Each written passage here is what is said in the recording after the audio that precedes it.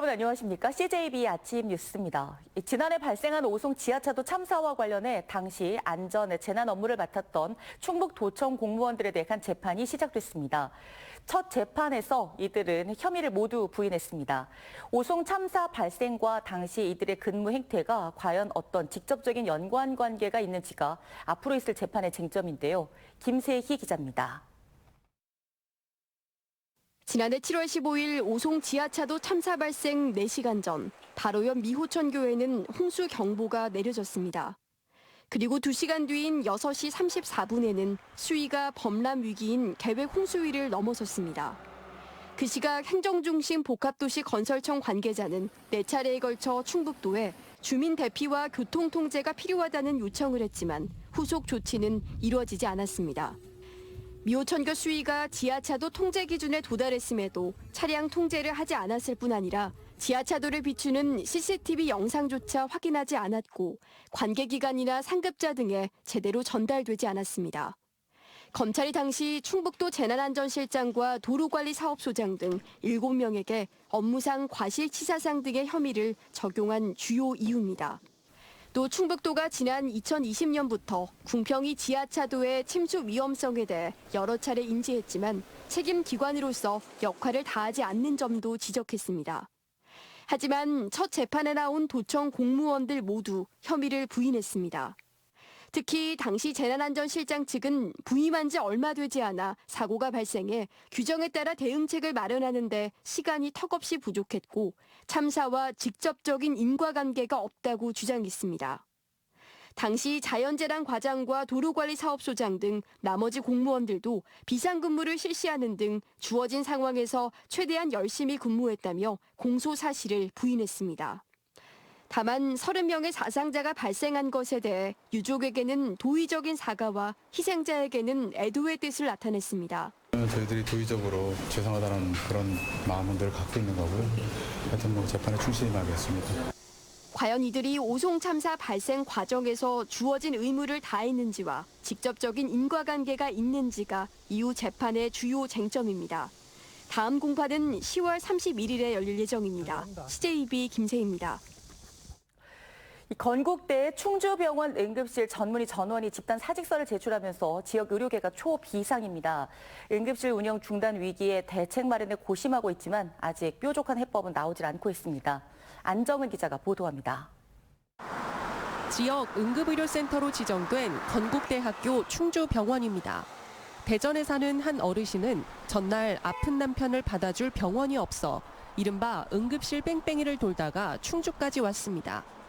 우여곡절 끝에 위기 상황은 넘겼지만 이곳마저 문을 닫을 수 있다는 말에 참았던 울분을 터뜨립니다. 심정이 말할 수도 없지. 적으라는 거자 똑같잖아. 우리 시민들은 안 그래? 응급실 없으면 어떻게 여기 전장에서 일이 돼서 119 타고 왔는데. 건국대 충주병원 응급의학과 전문의 7명이 지난주 집단 사직 의사를 밝혔습니다. 응급치료 후 배후 진료가 병원 내부에서 이루어지지 못하고 상급 병원으로 환자 전원마저 어렵게 되면서 누적된 현장의 고충이 터져나온 겁니다. 당장 다음 달로 예고된 응급실 공백 사태에 인근 병원들도 초긴장 상태입니다. 지금도 응급 환자가 끊이지 않는 상황에서 지역 응급 환자의 40%를 소화하던 종합병원이 제 역할을 하지 못할 경우 남아있는 응급실의 과부하가 불보듯 뻔하기 때문입니다. 응급 상황입니다. 우리 병원에 계시는 분들도 힘들어서 지금 그러고 계신데 더 힘들게 되면 다 그만둔다고 하실까 봐 이러다가는 충주 시내 응급 환자를 볼 수 있는 병원이 거의 없을 것 같아서. 건국대 충주병원은 응급 전문의 급여 인상안을 제시하는 등 사직하지 않도록 설득하는 한편 추가 채용도 진행하겠다는 입장.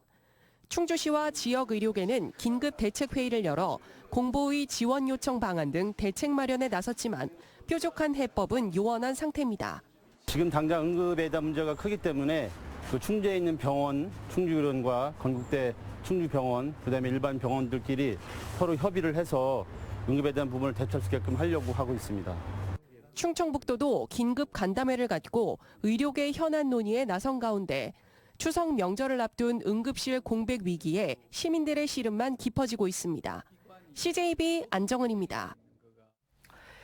김영환 지사가 의사들의 집단 행동과 보건의료노조의 총파업에 대비해 지역 의료계와 긴급 간담회를 가졌습니다. 김 지사는 김원섭 충북대 병원장과 김영규 청주의료원장, 이준현 청주 성모병원장을 만나 전공의 이탈이 지역 의료체계의 붕괴로 이어지지 않도록 비상진료체계 유지를 당부했습니다.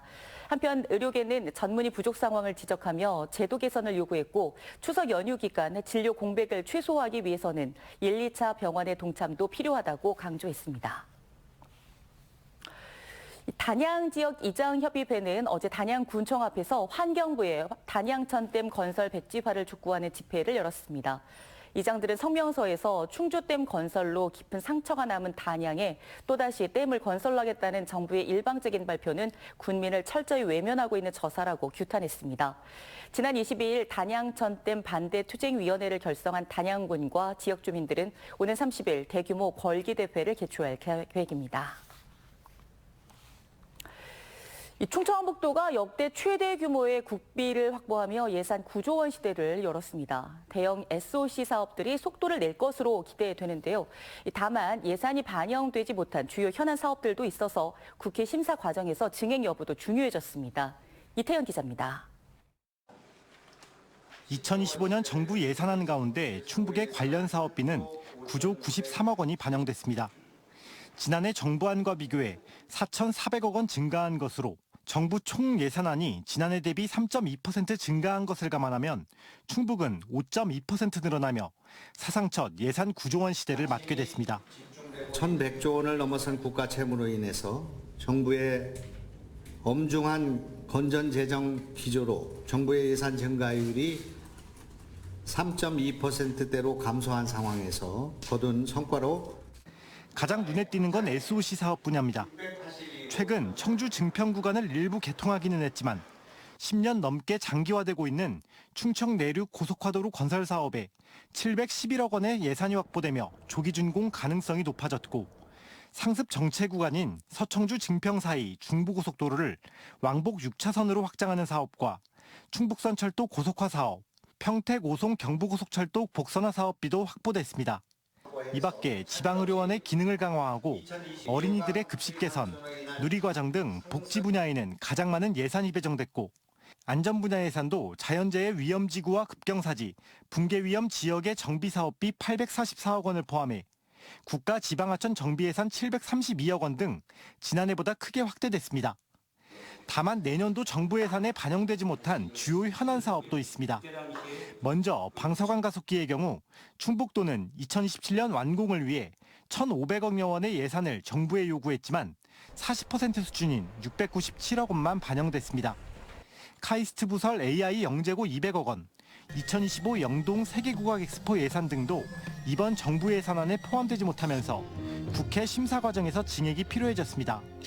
국회 심의 과정에서 보통 통상적으로 그동안에 한 3년치 평균을 보면 한 2천억 정도는 지금 심의 과정에서 늘어납니다. 그래서 9조 2천억에서 한 3천억 이 정도는 더 이제 확보할 수 있다. 충북도는 다음 달 초 지역 국회의원들과 예산정책 협의회를 갖는 등 국회 심사 과정에서 최소 2천억 원 이상의 예산 증액을 요청할 계획입니다. 충북의 현안 사업 조기 해결을 위한 지역 정치권의 단합된 노력이 필요해졌습니다. CJB 이태현입니다. 우리나라 국민 4명 가운데 1명은 온라인 쇼핑을 통해 필요한 물품을 구매하고 있습니다. 청주시는 경기 침체로 어려움을 겪는 소상공인들을 위해 추석 특집 온라인 쇼핑 방송을 시작했는데요. 청주몰 라이브 커머스 제작 현장을 장원석 기자가 다녀왔습니다. 15,000년 전 청주 소로리쌀을 복원해 만든 가공식품들이 청주시가 운영하는 라이브 커머스 방송에 선을 보였습니다.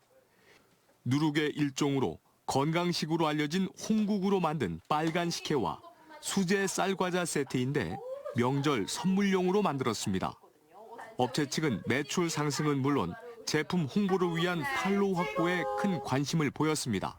소상공인들은 팔로우 확보가 굉장히 어렵잖아요. 그런데 청주몰에서 이렇게 라이브 커머스를 통해서 소상공인들에게 팔로우 확보를 해주셔서 기대감이 아주 큽니다. 지난해 9월 처음으로 소상공인들을 위한 라이브 커머스를 도입한 청주시는 올해 추석 특집 라이브 커머스 방송을 준비했습니다. 다음 달 5일까지 8일간 지역 소상공인들이 만든 떡갈비와 토종꿀, 쌍화차, 참기름 등을 판매할 계획입니다. 청주시는 이번 특집 방송에 참여하는 업체에 청주몰 입점과 상품 기획, SNS 홍보 등 1:1 맞춤형 컨설팅을 제공하고 사후 지원을 통해 업체 스스로 라이브 커머스를 운영하도록 할 방침입니다. 청주몰을 찾는 소비자들을 위해 할인과 무료 배송, 사은품 등의 다양한 이벤트도 진행합니다. 라이브 커머스를 진행하는 상품은 최대 35% 할인이 가능하고요. 그다음에 구매 인증을 해주시면은 사은품 증정, 그다음에 할인 쿠폰까지. 경기 침체로 폐업 등이 사회적 문제로 대두된 가운데 소상공인들의 자생력을 갖추기 위한 온라인 플랫폼 팔로 확대가 얼마만큼 성과를 거둘 수 있을지 관심이 모아지고 있습니다. CJB 장원석입니다.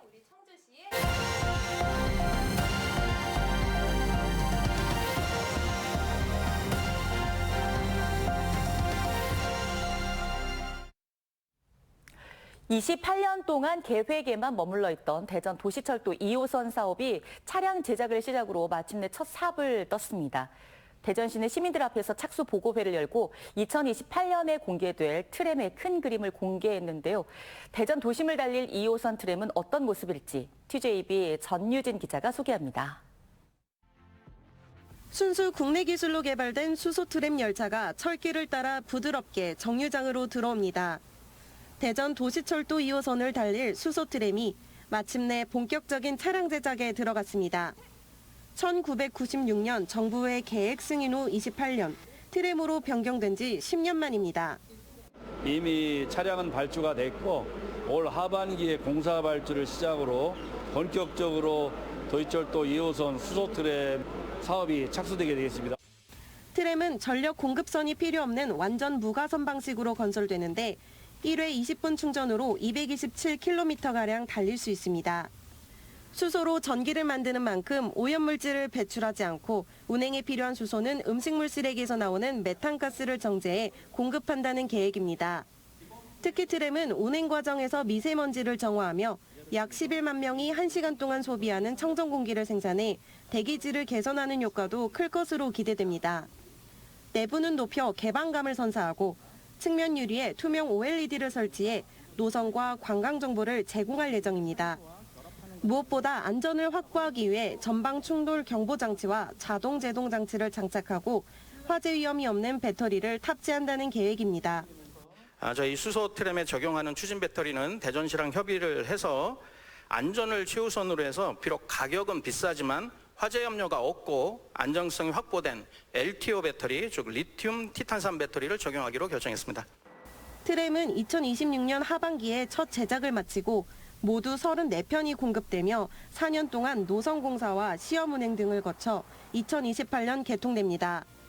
한 번에 305명까지 탑승 가능하며 출퇴근 시간은 8분 간격으로 나머지는 약 10분 간격으로 운행됩니다.